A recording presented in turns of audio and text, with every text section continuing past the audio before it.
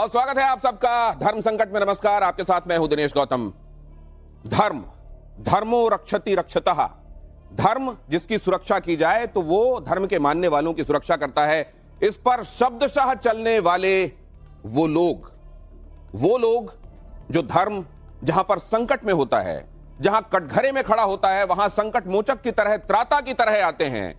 धर्म की मजबूत पुनर्स्थापना में जिन्होंने अपनी महती भूमिका निभाई है, वो लोग जो असल में आज हिंदू हृदय सम्राट से कम नहीं हैं। वो लोग कौन हैं? पिता पुत्र की वो जोड़ी हरिशंकर जैन जी और विष्णु शंकर जैन जी हमारे स्टूडियो में आज पहुंच रहे हैं। स्वागत कीजिए तालियों के साथ। वो लोग जिन्होंने धर्म की मजबूत पुनर्स्थापना के लिए, आइए प्लीज,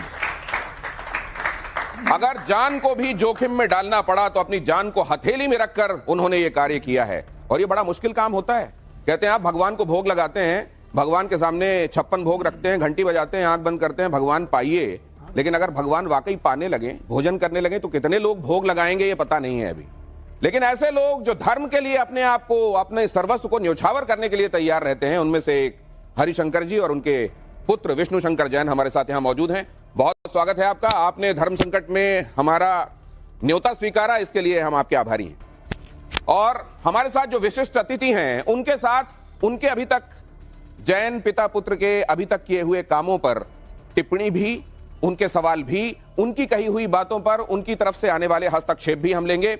विनोद जी किसी परिचय के मोहताज नहीं है, वरिष्ठ पत्रकार हैं। यूसुफ अंसारी जी, आज एक बार फिर से उनके साथ बड़े शुरुआती दौर में 2000-2001 में उनके साथ काम करने का मौका मिला था और आज हमारे साथ एक बार फिर से हैं। और विवेक जी भी अपनी तीखी टिप्पणियों के लिए अपनी पहचान रखते हैं। मैं ये समझता हूं कि जेन्युइन रूप से जहां ये हस्तक्षेप और टिप्पणी जरूरी होगी वही करेंगे और पोडियम से बाहर नहीं आएंगे, ये मेरी प्रार्थना है। प्रेम कुमार जी हमारे साथ मौजूद हैं। प्रेम कुमार जी भी आप जानते हैं वरिष्ठ पत्रकार हैं और मुद्दों पर अपनी बेबाक बात रखने के लिए जाने जाते हैं। और ये जनता जनार्दन, और खास तौर से उसमें ये युवा जो देश का भविष्य है, महत्वपूर्ण मुद्दों पर, देश की थाती पर, देश की संस्कृति पर, देश की सनातन के इतिहास पर और सनातन के वर्तमान और भविष्य पर वो क्या सोच रखते हैं। और तब जब इस धरती पर हम सह अस्तित्व की बात करते हैं, वसुधैव कुटुंबकम की बात करते हैं, सबको साथ में लेकर चलने की बात करते हैं, तो मौजूदा परिदृश्य उनको कैसा नजर आता है, उनकी निगाह से भी देखेंगे। और आइए शुरू करते हैं।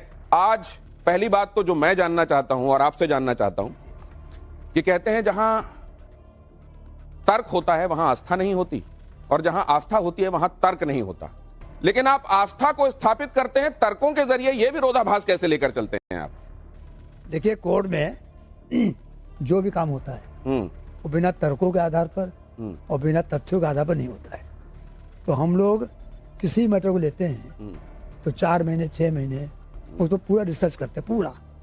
और रिसर्च करने के बाद जब इस निष्कर्ष पहुंच जाते हैं कि पक्का सबूत है और ये मंदिर तोड़कर ये मस्जिद बनाई गई है जो कि मूल रूप से गलत है, तो उसको फिर टेकअप करते हैं। और चाहे फिर जितनी भी परेशानी आ जाए, जितनी रुकावटें आ जाए, कोई डर पैदा करे, जो जिसको जो करना करे। पिताजी आपके नामी वकील रहे हैं, आप वकालत में आई गए थे, आप उनके नाम के जरिए अपनी वकालत को आगे बढ़ाते, ऐसे केसेस टेकअप करते जिसमें आपको मोटी फीस आए। हम तो सुनते हैं सुप्रीम कोर्ट के वकीलों की बड़ी बड़ी मोटी फीसेस होती हैं, घंटे के हिसाब से चार्ज करते हैं। आप वो सब करते, आराम की जिंदगी बसर करते। आपको कहीं गोली खाने से बाल बचते हैं, आप कहीं आपके विरोध में नारे लग रहे होते हैं। ये सब होते हुए हम जब देखते हैं तो आपने क्यों रास्ता चुन लिया ये वाला? नहीं, देखिए, मैं आपसे ये सवाल तो उनके सामने भी था, छत्रपति संभाजी महाराज के सामने भी था, ये सवाल तो शिवाजी महाराज के सामने भी था। जो आदमी अपनी माँ और अपनी मातृभूमि के लिए नहीं खड़ा हो सकता है, अपनी माँ, अपनी मातृभूमि, अपने धर्म के लिए, अपने ईश्वर के लिए, अपने आराध्य के लिए नहीं खड़ा हो सकता है, तो मुझे लगता है ऐसी फीस जो है या ऐसा प्रोफेशन बेकार है कि आप अपने धर्म के लिए, अपनी अस्मिता के लिए, अपने समाज के लिए आप उसकी रक्षा ना कर पाए। मैं आपके माध्यम से एक सवाल पूछना चाहता हूं। आज काशी विश्वनाथ में उस वजू टैंक के अंदर शिवलिंग पे वजू होता रहे और अगर हम ये सवाल पूछें कि वो शिवलिंग है कि नहीं है, इसकी जांच हो जाए, शिवलिंग है कि फाउंटेन है, इसकी जांच करा ली जाए, तो क्या ये काम करना उचित है कि मोटी फीस लेके पर घंटे के हिसाब से चार्ज करना मेरे हिसाब से उचित है? तो मैं ऐसा सोचता हूं कि जो हमारे आराध्य देवादिदेव भगवान महादेव के ऊपर आज अगर अपमान हो रहा है, उनकी वहां पे बेअदबी की जा रही है और उसके लिए अगर हम सामने आ रहे हैं तो मेरे लिए सबसे बड़ी प्रायोरिटी है किसी भी केस से, किसी भी फीस से, पर घंटे के चार्ज से बड़ी प्रायोरिटी है कि जो मेरे ईश्वर, मेरे आराध्य, जिनको रोज मैं पूजा करता हूं, जिनको मानता हूं, और मैं नहीं पूरा समाज मानता है, आज अगर उनके साथ बेअदबी की जा रही है, और जो 12 ज्योतिर्लिंग में से 5 ज्योतिर्लिंग स्वयंभू हैं, उन 5 स्वयंभू ज्योतिर्लिंग में जो सबसे पहला ज्योतिर्लिंग है वो आदि विश्वेश्वर का ज्योतिर्लिंग है, अगर वहां पे वजू किया जा रहा है, हम ये नहीं कह रहे हैं कि वो शिवलिंग है कि फाउंटेन है, ये कोर्ट डिसाइड करेगा, पर कम से कम जांच तो हो। जांच भी नहीं होने दी जा रही। आइए अब इसको आगे लेकर चलते हैं, अभी तक कही हुई बातों पर टिप्पणियां लेते हैं अपने मेहमानों। विनोद जी 1 मिनट। विवेक जी कुछ कह रहे थे, मैं आइए जल्दी। देखिए, आप बात कर रहे हैं कि साहब मुझे मोटी फीस नहीं चाहिए, मैं एक एक्टिविस्ट के रूप में एक पर्टिकुलर धारा को फॉलो करके कुछ सच निकालूंगा। बड़ी अच्छी बात है साहब, सुनने में बड़ा अच्छा लगता है। 5,800 रुपए जो है मिनिमम वेजेस है मजदूर का। जब आप दिल्ली की बाउंड्री क्रॉस करते हैं, कम्युनिस्टों ने यहीं पे लड़ाई लड़ करके विधानसभा को घेर करके मिनिमम वेजेस एक हेल्पर मजदूर की 16,500 दिल्ली में करवाई। आप क्यों नहीं करवाते हैं? आपके पास सिर्फ धर्म के इश्यूज रह गए हैं ना, क्योंकि उससे एक तरीके से इंस्टिगेशन आसान होता है। Why don't you fight for labour laws? Why don't you fight for farmers? Why don't you fight for maid servants? इन गरीबों की लड़ाई कौन लड़ेगा? ये मंदिर की लड़ाई आसान है। ठीक है, इसमें ठीक है, आपका सवाल हो गया, जवाब लीजिए। जवाब देते हैं। मुझे लगता है कि जो हमारे सीनियर हैं उनकी जानकारी शायद हमारे बारे में अधूरी है। मेरे पिताजी ने अपने 49 इयर्स के लीगल करियर में, और मैंने अपने 15 साल के लीगल करियर में उन सारे लोगों को फ्री लीगल एड दिए। मैं बहुत जिम्मेदारी से कहना चाहता हूं, विवेक जी ने तो सिर्फ एक 5,000 लोगों का उदाहरण बताया। हमने उन लोगों को सेवाएं दी हैं जिनके पास बेल में, जेल में मतलब बेगुनाह हैं और भर्ती हैं जेल में, और उनके पास वकील को फीस देने के लिए फीस नहीं है। क्या ये बातें पब्लिक डोमेन में कम है, जो आपने जनता के लिए किए हुए काम है, और केवल आपको ये देखा जाता है कि आप यही देखते हैं कि कहां पर मस्जिद बनी है और वहां पर असल में मंदिर था? नहीं, चूंकि ऐसा है, मैंने 49 ईयर्स में जो भी काम किए हैं, तो मंदिर का काम ज्यादा प्रचारित हो गया है। हाँ। परंतु जैसा विष्णु जी ने बताया कि फ्री लीगल एड एक नहीं कितने लोगों को दिया है, जो लोग पैसे नहीं। अभी बिहार से कुछ लोग आए थे, एक महिला थी, उनका बहुत जाति हो रही है, सुप्रीम कोर्ट ने फ्री लीगल एड दिया। दूसरी बात आपको बता दूं, एक लाइन, जब हिंदू राष्ट्र बन जाएगा, हमारे हिंदू शासन आ जाएगा, तो जो वेजेस की बात कर रहे हैं वो नहीं होगी। मैं आने नहीं दूंगा। नहीं, आप कभी नहीं आने देंगे। हम आने नहीं देंगे, मुझे मालूम है। आप कोशिश करते रहिए, हम भी। मैं लाके कोशिशें तो चली रही है विवेक जी। 10 साल के मोदी के रूल का मतलब एक सेकंड, आप ये आगे लेकर आइएगा। आप कह रहे हैं नहीं आने देंगे, वो कह रहे हैं कि हम इसकी वजह से नहीं है, इसके बावजूद हैं। लेकिन जरा ये देख लीजिए, अब आपके पास आ रहा हूं विनोद जी, लेकिन जरा ये दिखाने के बाद आप में से जो भी उचित समझे, वैसे मैं चाहूंगा कि ऑल्टरनेटली मैं इन सवालों के जवाब आपसे लूं, पहले आपसे और फिर आपसे, लेकिन आपका वीटो हो सकता है, आप जहां कहेंगे मैं जवाब दूंगा, वहां आपसे लूंगा। यहां के मोहम्मद है, आप जानते होंगे, इनकी बड़ी बहुत महत्वपूर्ण भूमिका अयोध्या वाले मामले में भी रही है। के मोहम्मद ने कहा है कि हर मस्जिद में मंदिर खोजना बंद किया जाए, नहीं तो देश में गृह युद्ध छिड़ जाएगा। आप इससे सहमत हैं या असहमत हैं? बिल्कुल असहमत हूँ। गृह युद्ध छिड़े या कुछ भी हो, हम मंदिर लेके रहेंगे। और ये कायरता है कि डर से कि हमारे मंदिर पर बैठे हुए हम बोलना बंद कर दें। के मोहम्मद मैं नहीं मान सकता, का कहा हुआ आखिरी नहीं माना जा सकता, और ये कहने पर कि अमुक हो जाएगा, हम अपना काम करना छोड़ दें, ऐसा नहीं होना चाहिए। तो कायरता हुई। नहीं, देखिए, वो जैन साहब का अपना व्यू है। मेरा तो सवाल ये है कि उन्होंने कहा कि हिंदू राष्ट्र जब होगा तो सब चीजें ठीक हो जाएंगी, तो यानी फिर बाबा साहब भीमराव अम्बेडकर का जो संविधान है, जिसकी कसम मोदी जी भी खाते हैं, और उन्होंने कहा कि मैं इसको मतलब बदलने नहीं दूंगा, तो उसको बदल देंगे आप? फिर नहीं, आप गलत समझ रहे हैं। हमारा संविधान भीमराव अम्बेडकर जी का संविधान, उसमें हिंदू राष्ट्र कहाँ है? सुन तो लीजिए, जो उनकी थीम है, उन्होंने कहा एंड है, उन्होंने कहा बिगिनिंग है। आप शेड्यूल कास्ट को देते 20%, हम 100%। नहीं, हिंदू राष्ट्र कहाँ है उसमें? क्यों नहीं है? बाबा साहब ने तो कहा कि प्रबुद्ध भारत चाहिए हमको समृद्ध भारत चाहिए, हमको शिक्षित भारत चाहिए। उन्होंने ये भी कहा हिंदू भारत चाहिए ना मुस्लिम भारत चाहिए। उन्होंने ये भी कहा था कि सब मुसलमान चले जाए। उन्होंने ये भी कहा था क्या कि भारत का पार्टीशन पढ़ लीजिए। 91 एक्ट जिसकी बात की जाती है, इसी मंशा से लाया गया था ना कि ये कोशिश ना हो, वरना ये अंत कहां होगा। देखिए, अब ये मोहन भागवत भी तो यही कहते हैं कि हर जगह पर आप शिवलिंग खोजने की कोशिश ना करें। एक होता है एक्ट को लाना, मोहन भागवत ये नहीं कहा है। हाँ, हर मस्जिद मत खोजिए, हम तो मंदिर में मस्जिद देख रहे हैं। देखिए, समझिए, भागवत ने कहा है कि हर मस्जिद मंदिर मत खोजिए, हम तुम्हारी मंदिर जो बनी उसमें जो मस्जिद उसको देख रहे हैं।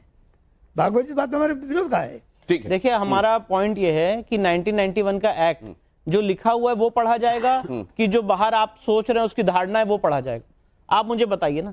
एक्ट जो लिखा हुआ है वो पढ़ा जाएगा ना कि एक्ट के इर्द गिर्द जो चर्चा हो रही है, जो भाषणबाजी हो रही तो है। एक्ट को लेके एक परसेप्शन बिल्ड करने की कोशिश की जा रही है। अब देखिए, प्लेसेस ऑफ वर्शिप एक्ट 1991 में जो शब्द प्रयोग किया गया है वो है रिलीजियस कैरेक्टर, धार्मिक स्वरूप, कि जो जिस जगह का धार्मिक स्वरूप 15 अगस्त 1947 को है वो वैसा रहेगा। अब अगर आप हिंदू मंदिर का शिवलिंग तोड़ दें या उस पर वजू कर लें और वहां पे घुस के नमाज पढ़ लें, तो मैं पूछना चाहता हूं क्या धार्मिक स्वरूप बदल जाएगा? या आप किसी क्या था? एक मिनट, हाँ तो वही मैं बता रहा हूं, अगर आप किसी मस्जिद के अंदर, एक मिनट मैं आपके बीच में नहीं बोला, मुझे मंदिर तोड़कर मस्जिद बनाई जा सकती है? कंप्लीट कर लें दीजिए, बताइए। मैं कह रहा हूं कुछ मंदिर तोड़ मस्जिद बनाई जा सकती है? 1947 अगर आप मैं पूछ किसी रहा हूं, अगर मूल स्वरूप मंदिर का था तो क्या मंदिर का नमाज पढ़ के मस्जिद हो जाएगी? मंदिर का था। कैसी बात कर रहे हैं? अगर के मोहम्मद ये कह रहे हैं तो इसमें तीसरा सवाल ये आता है, क्या काशी मथुरा के बाद संभल पर किए दावे से हिंदू पक्ष पीछे हटे?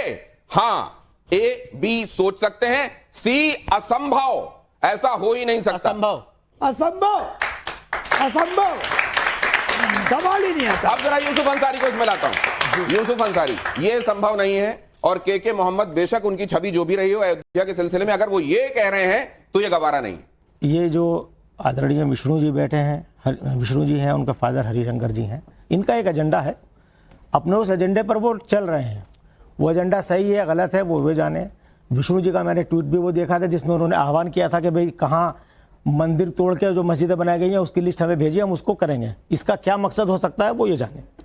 वो तो क्लियर है, सारी चीज़ें ट्विटर पे मौजूद है, उनका वीडियो भी यूट्यूब पे पड़ा हुआ है, आपके सामने उन्होंने कहा। अभी विष्णु जी ने कहा था सुप्रीम कोर्ट बड़ा है, ठीक, सुप्रीम कोर्ट ने तो माना है अयोध्या वाले मामले में कि बाबरी मस्जिद मंदिर तोड़ के नहीं बनाई गई थी। नहीं, ऐसा कहीं नहीं माना। बाबर ने मस्जिद नहीं तोड़ी, ऐसा कहीं नहीं माना है, ऐसा कहीं नहीं माना, ऐसा कहीं नहीं माना। आपकी अब देखिए माना है, मैं नहीं मानता।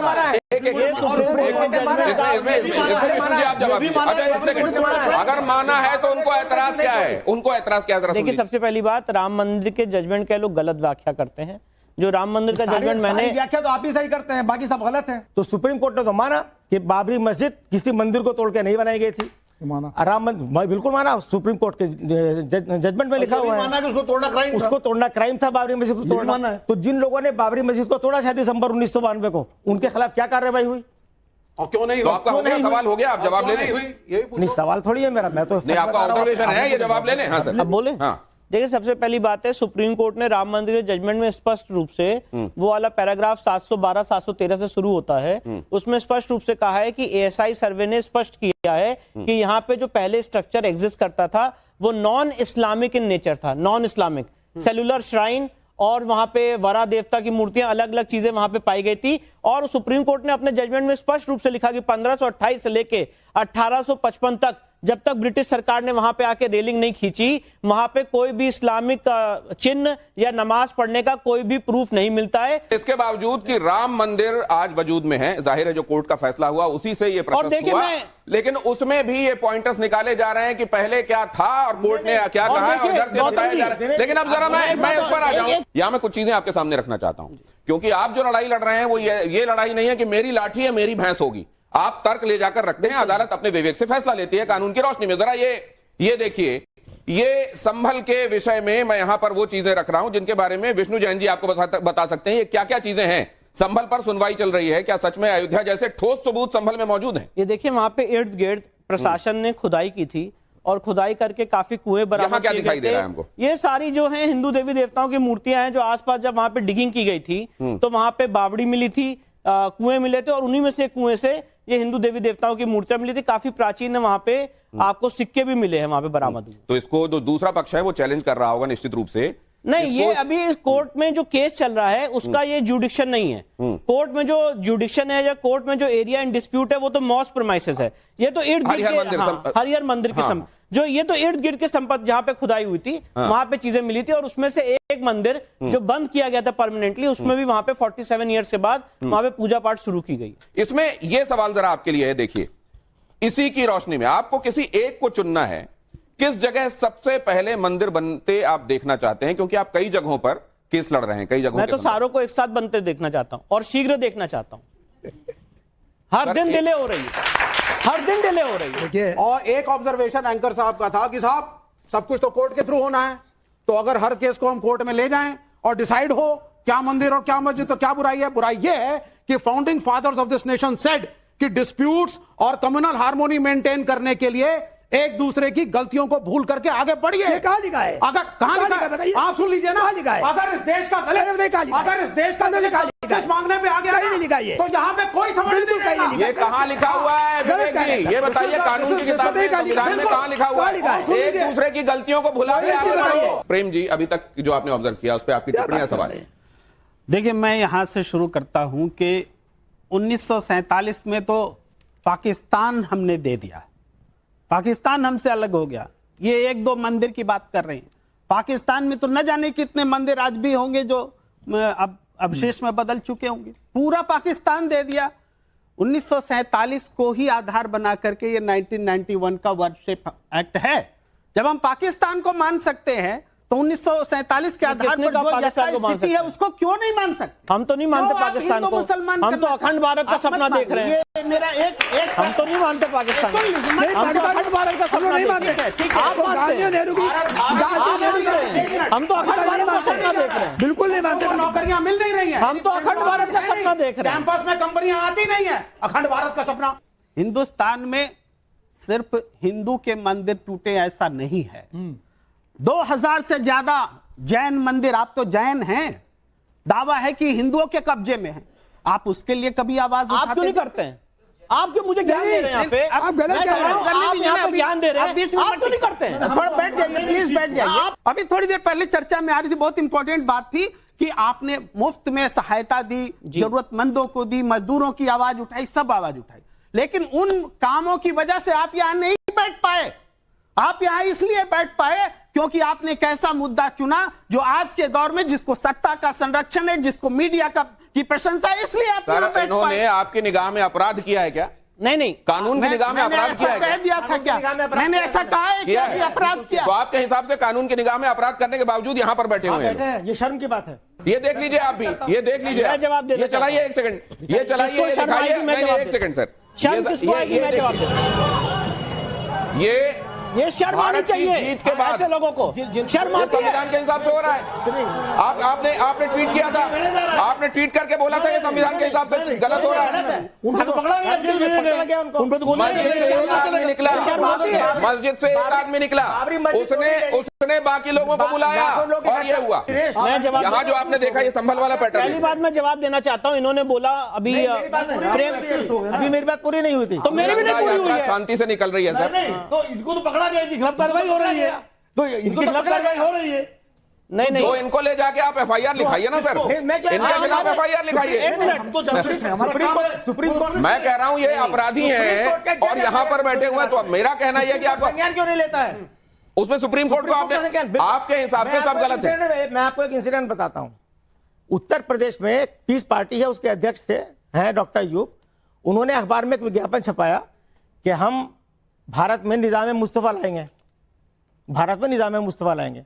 उन्हें योगी सरकार ने अरेस्ट किया, रासुका लगाया, 6 महीने बाद उनकी जमानत हुई। इसका मतलब ये हुआ कि संविधान के खिलाफ अगर आप इस संविधान को रौंद कर किसी विशेष धर्म के आधार पर कोई सरकार बनाने की बात करते हैं तो वो संविधान के खिलाफ अपराध है, बड़ा अपराध है।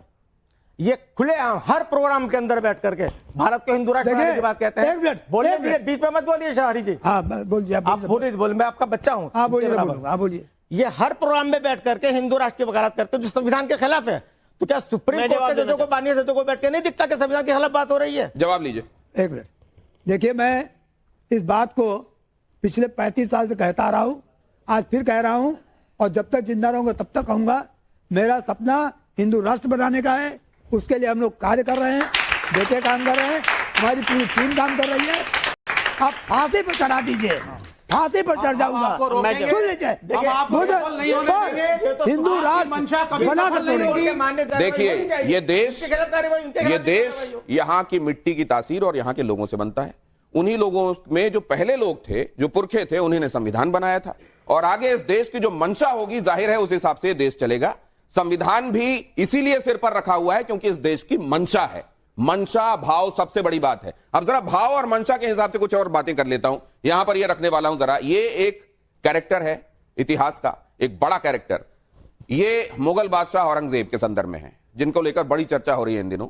भारत में होने पर आपका मत क्या है? विष्णु जी आपसे सवाल है ये। मुगल बादशाह औरंगजेब की कब्र भारत में होने पर आपका पक्ष बिल्कुल नहीं होनी चाहिए। महाराष्ट्र के मुख्यमंत्री ने भी ये कहा है कि एसआई के संरक्षण में है। वैसे इस देश का भाव तो यह है कि इसको नहीं होना चाहिए, यहां रहे या ना रहे कोई फर्क नहीं पड़ता, होनी चाहिए, इसमें हर्ज क्या है? बताइए साहब। बिल्कुल नहीं होनी चाहिए, साफ शब्दों में बिल्कुल नहीं होनी चाहिए। क्यों रहेगी, क्यों रहेगी? इस देश का बिल्कुल रहेगी, जजिया लगाया, बिल्कुल रहनी चाहिए। लोगों के सर कटवाए, सुन लीजिए, दीवार में चुना, आप सुन लीजिए, आरे से काटा। राजा सही हो सकता है, बिल्कुल राजा गलत हो सकता है। आपकी निगाह में अबू आजमी ने जो कहा वो सही कहा है? भाई मेरे हिसाब से औरंगजेब एक राजा था, इस मुल्क में उसने 50 साल राज करा, और ये भैया संवैधानिक अपराध है कि नहीं है? दान दिया, संवैधानिक अपराध है कि नहीं है? महाकालेश्वर में भी पैसा ये दिया, संवैधानिक अपराध है कि नहीं है? 14 मंदिर हैं गलत, जिसमें औरंगजेब ने दान दिया। तो जब आप नहीं, जब आप जिसने संभाजी महाराज की जबान काट ली उसको खड़ा होकर यहाँ पे सपोर्ट कर रहा है। जिसने संभाजी महाराज की जबान काट ली उसको खड़ा होकर सपोर्ट कर रहा है। संभाजी को शर्म नहीं आती आप लोग वो को? 50 साल तक रूल कर गए। अब आप पिक्चर में जीत दिखा दो, अपनी बना लो पिक्चरें। इतिहास पिक्चर की बात होता नहीं है, है। इतिहास सही होता है। कौन से दृष्टिकोण से पढ़ा है? इतिहास है, मदरसे में जाके इतिहास पढ़ाएंगे। इतिहास सही, इतिहास इमोशनल होकर के नहीं लिखा जाता।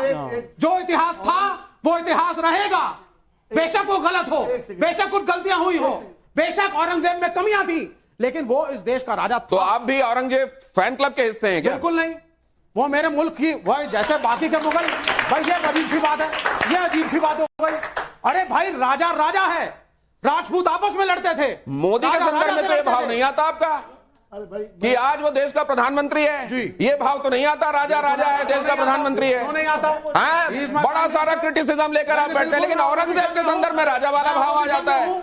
ब्लैक एंड व्हाइट नहीं होता। So called Aurangzeb fan club कहता है वो ईमानदार, पराक्रमी, धर्मावलंबी थे। ईमानदार, पराक्रमी और धर्मावलंबी थे। सिर्फ मुस्लिम की नजर आ रहा हूं सर, सिर्फ आ रहा हूं सर। विवेक जी को देंगे आप सर विवेक जी को समझा चुका हूं सर। अब विवेक जी आपसे करबद्ध प्रार्थना है, ये इल्जाम मुझ पे लग रहा है, अब आप थोड़ा शांत रहिए। आप 5 मिनट अपनी तरफ से कुछ नहीं बोलेंगे, इल्तजा है। हाँ, कुछ बोलना है तो नोट कर लीजिएगा, आगे बोलिएगा। उसके बाद एक सिर्फ मुस्लिम की बात और नजर कहना चाहता हूं, सिर्फ मुस्लिम की बात और नजर। कहना चाहता हूं। अभी यहाँ पे प्रेम शुक्ला जी ने कहा कि हम लोग जो हैं वो प्रेम कुमार जी ने कहा कि एक हम लोग यहाँ पे जो बैठे हैं वो इन मुद्दों की वजह से बैठे हैं। तो ये चारों पे जो आज खड़े हैं यहाँ पे, ये भी इन्हीं मुद्दों की वजह से खड़े हैं। दूसरी बात उन्होंने क्या कही कि जैन मंदिर तोड़े जाते हैं, तब आप कहते। मैं इनसे पूछना चाहता हूँ, मेरे से नहीं, एक मिनट, मैं आपसे कहता, मैं आपको न्योता दे रहा हूँ। कुतुब मीनार में लिखा हुआ है बाहर 27 जैन मंदिर और हिंदू मंदिर को तोड़ के उसके मलबे से कुव्वतुल इस्लाम मस्जिद बनाई गई। आइए आपको फ्री लीगल एड दूंगा, उसमें पार्टी बनी है और खिलाफ होइए कुतुब मीनार के। आपको जैनों का इतना ज्यादा दर्द है तो आइए जैन समाज के साथ आइए और जैन समाज का दर्द देखिए। जब कर्नाटक में जैन मुनि को मार दिया गया था तब कहां थे आप? आज जब लखनऊ में जब वहां पे हमारे महावीर स्वामी की मूर्ति तोड़ दी गई थी तब कहां थे आप? अरे हम बताते हैं। मैं इनको केस दे रहा हूं, पब्लिक यहाँ बैठी है, फ्री लीगल एड देंगे, फीस नहीं दूंगा, ठीक है? 84,000 बौद्ध स्तूप, आप केस देने वाले, मैं आपको केस दे रहा हूं। पुत्र शुंग ने तोड़े थे, आप केस लड़िए, मैं आपका पिटिशनर हूं। अब जरा आपके सवाल में लेता हूं, बहुत जल्दी पूछिए। नमस्कार सर, मेरा सवाल विष्णु शंकर जैन और हरिशंकर जैन जी दोनों से है। सर, मंदिर मस्जिद का जो भी मामला देखा जा रहा है, मींस एनडीए गवर्नमेंट के आने के बाद ही ज्यादातर उजागर हो रहा है, तो यूपीए गवर्नमेंट में आप एडवोकेट्स लोगों के ऊपर क्या पाबंदियां थी जो गवर्नमेंट आपको नहीं करने दे रहा था, और एनडीए में आपको सर इसी से जुड़ा एक सवाल भी आपसे यहाँ रखूंगा जी। एक मिनट, ये जो धारणा है कि ये मामला आज से चल रहा है, उससे पहले आप लोग कहां थे? तो सबसे पहली बात बता दूं, राम मंदिर का केस मेरे पिताजी 1989 से लड़ रहे हैं। सरकार की तरफ कभी किसी ने ना देखा है ना आज देख रहे हैं। आप क्या बात कर रहे हो कि सरकार? एक मिनट, 100 केस 2013 के पहले दाखिल हो चुके हैं, दाखिल किया है। जरा ये देख लीजिए, क्योंकि यह संघर्ष बहुत दिनों से चल रहा है। कौन कौन संघर्ष कर रहा है इस संदर्भ में? कौन सी जोड़ी सनातन के लिए ज्यादा प्रयासरत है? कोई एक बताइएगा। मोदी शाह योगी, बाबा बागेश्वर रामभद्राचार्य या हरिशंकर जैन विष्णु शंकर जैन? कौन सनातन के लिए ज्यादा प्रयासरत है, संघर्ष कर रहा है? नहीं, हम लोगों को छोड़ के बाकी दोनों लोग सब अच्छे काम कर रहे हैं। आप हिंदू राष्ट्र की बात कर रहे हो, अगर हिंदू राष्ट्र बन जाता है तो उसमें सर अदर धर्म के लोगों के साथ क्या होगा? दूसरे धर्म के लोगों का क्या होगा? आप कहते हैं ये सारी समस्याओं का इलाज है हिंदू राष्ट्र बनना, ये भी कहते हैं आप। ऐसा है, ये हिंदू राष्ट्र बन जाएगा। अब ये कुंभ हुआ था, कितनी चोरी हुई थी, कितनी बदमाशी हुई थी, कितनी औरतों बच्चों के साथ छेड़खानी हुई थी। तो हिंदू राष्ट्र बन जाएगा, धर्म का शासन होगा, तो पहली बात। कुंभ से जुड़ा हुआ एक सवाल डालिएगा यहाँ पर, प्लीज। पहली बात। दूसरी बात, जो पाकिस्तान में हिंदुओं के साथ हुआ है, एग्जाम्पल सामने है, तो वो यहाँ पर होगा, इसमें दिक्कत क्या है सर? लेकिन सर कुंभ के दौरान ही माइनॉरिटी के साथ वो यहाँ भी होगा। बिल्कुल होगा। तो एक सेकंड, बिल्कुल होगा। इससे जुड़ा हुआ सवाल है, ये जैन समाज माइनॉरिटी है कि नहीं है? भारत की किसने कहा आपको? बिल्कुल माइनॉरिटी नहीं है। लिस्ट में जैन समाज अभी नाम क्या है? ये कांग्रेस की पॉलिटिक्स थी, ये कांग्रेस की पॉलिटिक्स थी। 2013 में जैन समाज को माइनॉरिटी घोषित किया गया। आप मुझे बताइए, जैन समाज 2013 से पहले माइनॉरिटी कहा था? कुंभ को लेकर सवाल डालिए। 2013 से पहले बाबा बागेश्वर ने जो कहा, अखिलेश यादव ने जो कहा, सवाल डालिए। बिल्कुल बिल्कुल विरोध किया, बिल्कुल विरोध। अरे आप यहाँ पे टीवी में बैठ के ज्ञान दे रहे हो, आपने यहाँ पे इस डायस के अलावा कुछ काम नहीं किया। आप हमको मत ज्ञान दीजिए कि हमें क्या करना है। सुनिए, कोई अलग नहीं है, जैन समाज और हिंदू समाज एक है, अलग नहीं है। जो माइनॉरिटी की तरफ से आपका सवाल ये है, जरा ये देखिए, जैन समाज और हिंदू समाज एक है, कुंभ में क्या अलग नहीं हुआ? है। हिंदू राष्ट्र की बात हो रही किनसे मिले? थी, शांति शांति शांति शांति। ये जरा देखिए, महाकुंभ भगदड़ में मौत के बाद कौन सा हैरान करने वाला बयान है? मरने वाले को मोक्ष मिल गया, इस्तीफा दें योगी, या सरकार ने सिर्फ प्रचार किया? सबसे हैरान करने वाला बयान सरकार ने सिर्फ प्रचार किया, ये सबसे हैरान करने वाला बयान है। सबसे हैरान करने वाला बयान था। मतलब बाबा बागेश्वर के बयान से आपको हैरानी नहीं हुई? और आपकी क्या हिम्मत है, क्या हिम्मत नहीं है? सुनिए, आपकी क्या हिम्मत है, क्या हिम्मत है? अरे आप करो ना, अरे आप करो। हम तो करते हैं, नहीं तो आप भी करेंगे। हमें जो सही लगेगा वो बोलेंगे। आपके हिसाब से बोलेंगे क्या भाई? अरे आपके हिसाब से बोलेंगे क्या भाई? आपके हिसाब से नहीं बोलेंगे। ऐसा कर दिया शुरू से कि अब आप इधर कुछ पूछेंगे, वो उनका वॉल्यूम ऊपर जाएगा। मैं चाहता हूं आप थोड़ी देर शांत रहें। आपके हिसाब से नहीं बोलेंगे, और जितना आप चारों चिल्ला सकते हो उतना मिलकर अकेले मैं भी चिल्ला सकता हूं। अच्छी बात है, कोई दिक्कत नहीं है। विष्णु जी, आप चिल्लाओ तो नहीं, विष्णु जी, इस वाले सवाल का जो आपने जवाब दिया, एक शांति नहीं, आप लोग के मन से जवाब नहीं दिया जाएगा। जो मैं बिलीव करता हूँ वही बोलूंगा। पर शंकराचार्य जो बिलीव करता हूँ वही बोलूंगा। आपसे मैं डिबेट करने नहीं आया। नहीं, आपसे डिबेट नहीं करने आया हूँ। एक मिनट, नहीं, शंकराचार्य आप औरंगजेब से एग्री करते हैं? बिल्कुल नहीं। तो मैं आपसे डिबेट ही नहीं करना चाहता। नहीं, मैं आपसे, जो आदमी औरंगजेब का समर्थन है उसको एक खड़े रहने की हैसियत नहीं होनी चाहिए। जिसने संभाजी महाराज की जबान काट दी, आप जिसे कहते हैं नालायक निर्लज आदमी, यहाँ खड़े होकर हमसे डिबेट नहीं करते। हम नालायक निर्लज तो मैं भी कह सकता हूँ, बिल्कुल कम्युनल मैं भी कह रहा हूँ। तो आप कहिए, मैं भी कह रहा हूँ। उसे आपकी तो हैसियत नहीं है खड़े रहने। प्लीज मर्यादा। जो संभाजी महाराज की जिसने जबान खींच ली, उसको खड़े होके, उस औरंगजेब को खड़े होके यहाँ पे सपोर्ट करते हैं। आप पहले बताइए। विवेक जी, एक सेकंड, मैंने आपसे पहले भी कहा था थोड़ी देर शांत नहीं रह रहे हैं। मैं क्या बकवास करूं? आपने पहले कहा 5 मिनट बकवास जैसी चीजें लाएंगे फिर तो रोक पाऊंगा मैं। अरे यार, नालायक नहीं, मैंने उनको बोला, आपने भी बोल दिया, आपने भी बोल दिया। आप ऐसे आगे बढ़ाना चाहते हैं, आप ऐसे आगे बढ़ाना चाहते हैं। प्लीज किसी को महाराज की जबान अगले सवाल सर, प्लीज सर, तुम थोड़ा डिसाइड करो कौन क्या बोलेगा। आपने जिसने सपोर्ट किया, फ्री कंट्री। नहीं सर, अब ये जरा हम देखना चाहते हैं कि तर्क की बातों पर अगर अदालत में चीजें रखी जाती हैं, तर्कों के आधार पर तर्कों के महारथियों को कौन प्रभावित करता है, जरा ये भी देखें। लेकिन उससे पहले इस तस्वीर को देखकर आपके मन में क्या आता है विष्णु जी? एक फेल्ड बैरिस्टर।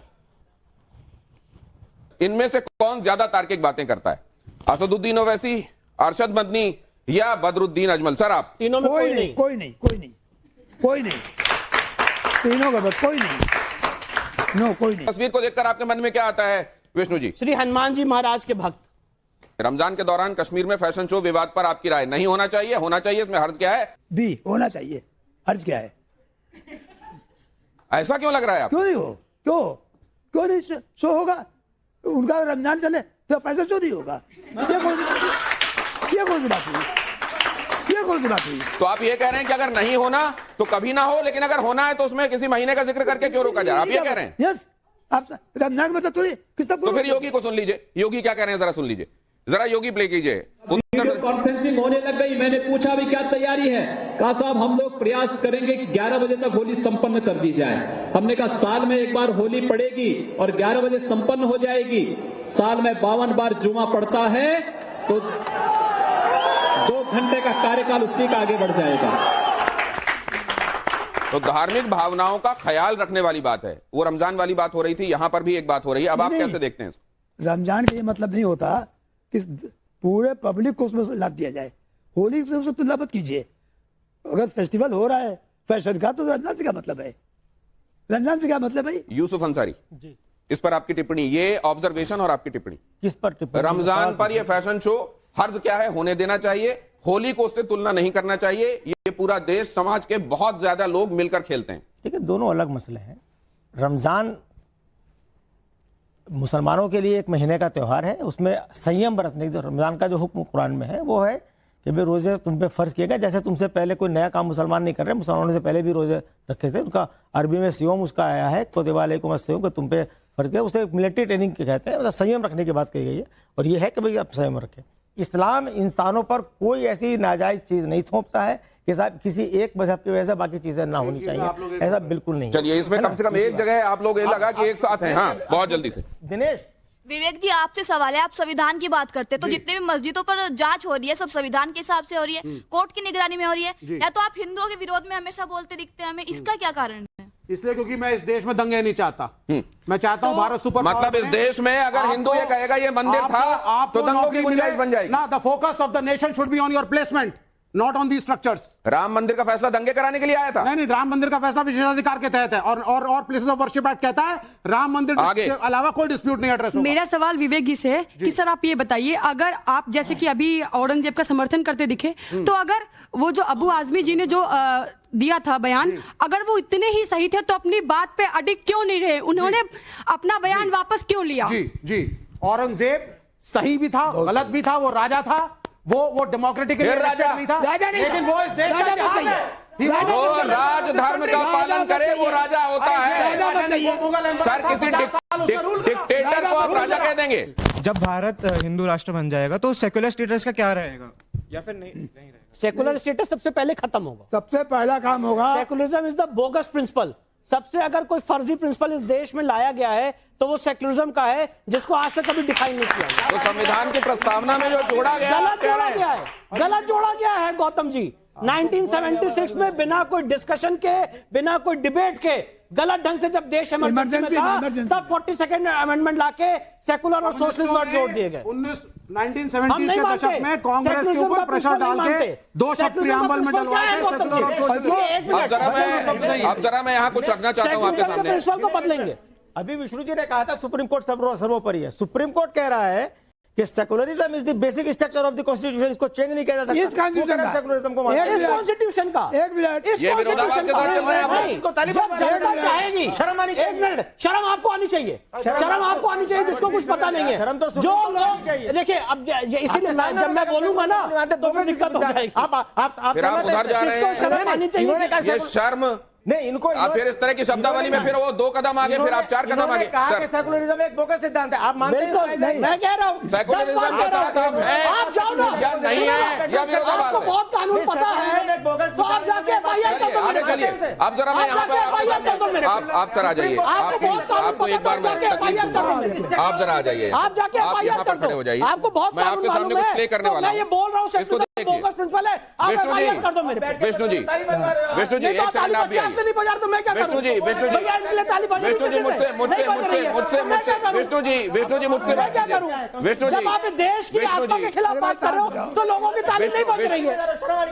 शर्म आपको आनी चाहिए। जो यहाँ पे देश की मर्यादा के खिलाफ, आत्मा के खिलाफ बात कर रहे हैं, शर्म आपको आनी चाहिए। शर्म आपको आनी चाहिए। ये जब आप जैसे लोगों को खड़े नहीं रहना चाहिए। विष्णु जी, ये जब आप जैसे लोगों को खड़े नहीं रहना विष्णु जी, जब आप ये देखते आप जैसे लोगों को खड़े नहीं रहना चाहिए। शर्म आपको आ रही है, शर्म आपको आनी चाहिए। आपने देश की आत्मा के खिलाफ बात करते हैं, मुझे शर्म आती है, मुझे शर्म आती है। शांति, विष्णु जी, ओके, इधर देखिए। ये जब आप देखते हैं सर, वहां जब आप सर्वे के लिए गए थे, वहां पत्थर चले, गोलियां चली, निशाना आप सब थे, आपको गोली लग सकती थी। कुछ चेहरे में आपके सामने रखा, मैं चेहरा यहाँ पे देख के बोल रहा हूँ, हजारों शारीरिक साटा आ जाए, मैं अपने धर्म के लिए, अपने देश के लिए लड़ाई लड़ता रहूंगा। हजारों ऐसे आ जाए, इनसे मैं नहीं डरता। ऐसे कितने आए और कितने गए। पूरी दुनिया ने देखा है कि क्या हुआ था 19 तारीख को, फिर 24 तारीख को क्या हुआ था। नवंबर की बात मैं कर रहा हूं। उस दौरान जब आप वहां पर थे, आपका काम है अदालत के भीतर, आपका काम है तथ्यों दस्तावेजों को जुटाना, अदालत के भीतर कहना। लेकिन ये जो बाहर हलचल होती हुई देखते हैं, जिसमें आपको अदालत जाने से रोकने की कोशिश होती है, जान से मारने की कोशिश होती है, ये क्यों होती है? आपसे अदालत में दो हाथ करने की कोशिश क्यों नहीं होती? देखिए, जब आप किसी आदमी को तर्कों और तथ्यों के आधार पर नहीं हरा सकते हैं, तो ये आज से नहीं, ये बड़ा पुराना पिछले 700-800 सालों का पूरा इतिहास उठा के देख लीजिए। जब आप किसी को उसके तर्कों और तथ्यों के आधार पर नहीं हरा सकते हैं, तो सबसे अच्छा होता है कि आप उसको एलिमिनेट कर दो। ये है वो वीडियो। हाँ जी, ठीक। उस समय क्या चल रहा था सर? ये तो आपके सामने हो रहा है। होगा। तो यहाँ पे सारे लोगों ने बताया ना कि जय श्री राम के नारे मैंने लगा, उसकी वजह से दंगा हो गया। वो तो वहां पर वीडियो भी डाला गया। यही वीडियो डाला गया, यही वीडियो डाला गया जिसमें बताया गया कि मैंने जय श्री राम के नारे लगा, इसकी वजह से दंगा हो गया। जबकि ये वीडियो मेरे निकलने का है, जब पूरा दंगा वहां पे हो चुका था, वहां भारी मात्रा में पत्थरबाजी हो रही थी, भारी मात्रा में वहां नारेबाजी हो रही थी, और पूरी की पूरी साजिश थी कि सर्वे टीम को एलिमिनेट कर दिया जाए। उसके बाद जब मैं निकल रहा था, ये तब का वीडियो है। इसका ऑडियो भी सुनते हैं जरा।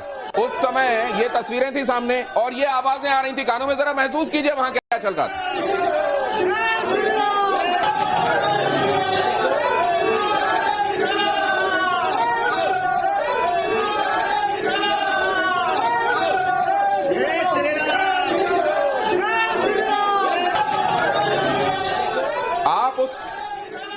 चौकोर घेरे के अंदर दिखाई दे रहे हैं कि आपने तो आप चुपचाप चले जा रहे हैं। देखिए, मैं आपको फिर से बता रहा हूं, जब वहां पे सुबह 8 बजे के करीब से सर्वे शुरू हुआ था, 11 बजे के करीब सर्वे खत्म हुआ।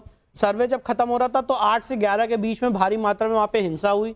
करीब 20-25 हजार लोग, या जितनी भी भारी भीड़ थी उसका कोई आकलन नहीं लगाया सकता है। भारी मात्रा में पत्थरबाजी हुई, पुलिस के ऊपर फायरिंग हुई, वहां पे बहुत हिंसा हो रही थी, गाड़ियां जलाई गई, पत्थर ऐसे फेंके जा रहे थे कि ऊपर भी आ रहे थे, आंसू गैस के गोलों का उपयोग किया जा रहा था। इन सब के बीच में हम लोग ने अपना जो प्रोफेशनल दायित्व है वो निभाया। और 11 बजे एक गली ऐसी थी जहां पे मुस्लिम समाज के लोग नहीं थे और वहां पे हिंसा नहीं हो रही थी, तो वहां से मुझे SHO कोतवाली साथ में है, उन्होंने मुझे वहां से निकाला और उसके बाद पुलिस स्टेशन सेफली लाके उन्होंने मुझे छोड़ा। तो ये वो वाला वीडियो है, इसमें कहीं भी मैंने जय श्री राम के नारे नहीं लगाए, पर इस देश में एक फर्जी नैरेटिव गढ़ा गया कि विष्णु शंकर जैन वहां पे गए, उन्होंने जय श्री राम के नारे लगाए, इसकी वजह से दंगा हो गया। तो ये आप कह रहे हैं कि एक गली थी जिसमें समुदाय विशेष के लोग नहीं थे। 5 गलियां हैं। मैं ये जानना चाहता हूं, इसीलिए ये सवाल सामने आपके ला रहा हूं, और ये बात आपके पिताजी कई बार दोहराते भी रहे हैं कि क्या अखंड हिंदू राष्ट्र सारी समस्याओं का समाधान है? बिल्कुल बिल्कुल बिल्कुल। आज देश के सामने तो क्या यहीं पर आप उस संविधान की अवहेलना नहीं कर रहे हैं जिस संविधान को मानकर आप अदालत में जाते हैं? संविधान तो आज, 1 मिनट में बता रहा हूं, संविधान तो जो आज मौजूदा है उस संविधान को हम लोग मान के काम कर रहे हैं, पर जब हिंदू राष्ट्र आएगा तो नया संविधान लाया जाएगा। फ्रांस में संविधान 5 बार बदला जा चुका है। अब आज का संविधान, ऐसे बहुत सारे एरियाज ऐसे हैं जहां पे आज का संविधान हमारी आशाओं और आकांक्षाओं को पूरा नहीं करता है। फॉर एग्जाम्पल, मैं आपसे पूछना चाहता हूं सारे लोगों से, आप लोग अकबर को और टीपू सुल्तान को क्या मानते हैं? Akbar was a great king. बताइए क्या मानते हैं आप लोग? अकॉर्डिंग टू ग्रेट, आप लोगों की निगाह में ये लोग महान थे? टीपू सुल्तान कौन था? अकबर एक महान राजा था। मैंने कह दी। चलिए, लेकिन ये फिर एक लंबी बहस शुरू हो जाएगी, इसलिए आखिर में विष्णु जी, आज अकबर और टीपू सुल्तान की फोटो संविधान के ओरिजिनल पृष्ठों पे है, मैं इसको बदलना चाहता हूं। नहीं बदलना, मैं इसको बदलना चाहता हूं। अकबर का कंट्रीब्यूशन बदलना चाहता हूं। अकबर का, मैं इसको बदलना चाहता हूं। मैं इसको बदलना चाहता हूं। जरा इसको देखिए एक लाइन में, भगवा वस्त्रों में सीएम योगी जब दिखाई देते हैं तो आपको कैसा लगता है? और क्या, बहुत अच्छा लगता है, और मैं चाहता हूं हिंदू हृदय सम्राट, सारे हिंदू नेता हिंदू हृदय सम्राट, यस, मोदी जी क्या हिंदू हृदय सम्राट, 2 सम्राट थोड़ी, दोनों सम्राट है, दोनों सम्राट है। सर मैं अपने मन से आंसर दूंगा, आंसर अपने मन से दूंगा। दोनों हिंदू हृदय सम्राट है, दोनों हिंदू हृदय सम्राट है। हिंदू हृदय, हिंदू सम्राट है। आप लोग आइए, हिंदू हृदय क्या ऐसी धरती है जिसमें सिर्फ एक सम्राट हो सकता है, या हिंदू हृदय ऐसा है जो हिंदू हित के लिए काम करेगा, वो हिंदू हृदय सम्राट होगा? और चीफ जस्टिस हाईकोर्ट भी होता है, हाईकोर्ट भी होता है। चीफ जस्टिस ऑफ इंडिया की होगा हिंदू हृदय सम्राट फॉर यूपी, और वो हिंदू हृदय सम्राट होते हैं। आपने यूपी आप कहा, मैं सिंपल है, 10 सेकंड दीजिए। आपने यूपी आप कहा, मैंने दोनों का हिंदू हृदय सम्राट कहा, मैंने दोनों का हिंदू हृदय सम्राट। विनोद जी बोल रहे हैं, वो बोल रहे हैं। आपने उनसे पूछा सवाल, उन्होंने जवाब दिया, उन्होंने कहा साहब हिंदू हृदय सम्राट, ठीक है, देश संविधान से चलता है, हमें हिंदू हृदय सम्राट, मुस्लिम हृदय सम्राट की जरूरत नहीं है, हमें संविधान पर रहने सम्राट की जरूरत है। जो संविधान पर है सम्राट होगा, आपको नहीं है। संविधान पर हम आज जो संविधान है उसके हिसाब से चल रहे हैं, लेकिन संविधान में भी संशोधन होते रहे। वो ये कह रहे हैं कई देशों के संविधान कई बार बदले गए और संविधान को जनता की भावनाओं को रिफ्लेक्ट करने वाला दस्तावेज होना चाहिए। अगर संविधान जनता की भावना, क्या मैं गलत कह रहा हूं? क्या मैं संविधान को जनता की, मैंने हिंदू शब्द का इस्तेमाल नहीं किया, अपने हिसाब से पिक एंड चूज। और इसलिए मुझे ये लगता है कि नाभिषेको न संस्कारः कृत्ये मृगैः। मृग अगर संस्कार करें, अभिषेक करें तो ही सिंह राजा होगा, ऐसा नहीं है। विक्रमार्जित राज्यस्य स्वयमेव मृगेंद्रता। धन्यवाद आप सभी का यहां पहुंचने के लिए, चर्चा में हिस्सा लेने के लिए धन्यवाद।